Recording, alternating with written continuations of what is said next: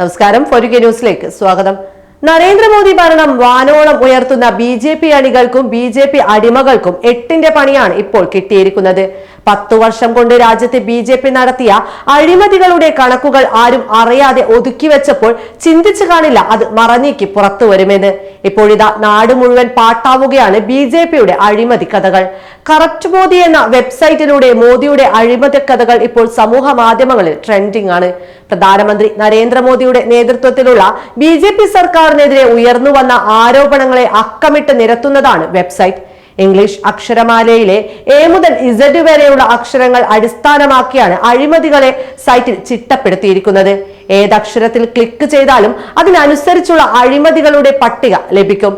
നാളിതുവരെയുള്ള ബി.ജെ.പിയുടെ എല്ലാ അഴിമതികളുടെയും ശേഖരം എന്നാണ് ഓൺലൈൻ പോർട്ടലിനെ നടത്തിപ്പുകാർ വിശേഷിപ്പിക്കുന്നത്. അഴിമതിയുമായി ബന്ധപ്പെട്ട പത്ര റിപ്പോർട്ട് അടക്കമുള്ള വിവരങ്ങൾ വെബ്സൈറ്റിൽ ലഭ്യമാണ്. വിശദമായ വാർത്തകൾക്ക് പുറമെ അഴിമതി ആരോപണങ്ങൾ കോർത്തിണക്കിയുള്ള ഗെയിമുകളും ലഭ്യമാണ്.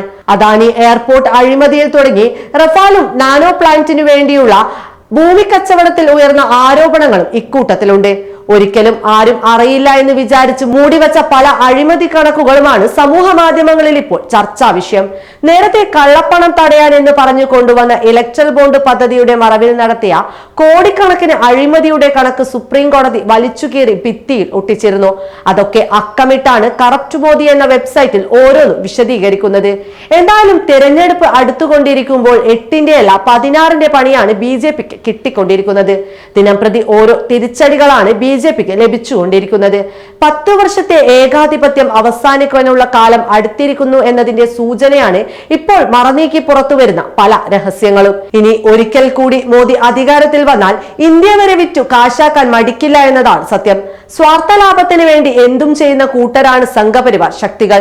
അങ്ങനെയുള്ള കൂട്ടർ ഇതല്ല ഇതിനപ്പുറവും ചെയ്യും. ഇനിയും രാജ്യത്തെ ജനങ്ങളെ ഭിന്നിപ്പിക്കാൻ ഒരു അവസരം നാം കൊടുക്കാതിരിക്കുകയാണ് സത്യത്തിൽ വേണ്ടത്.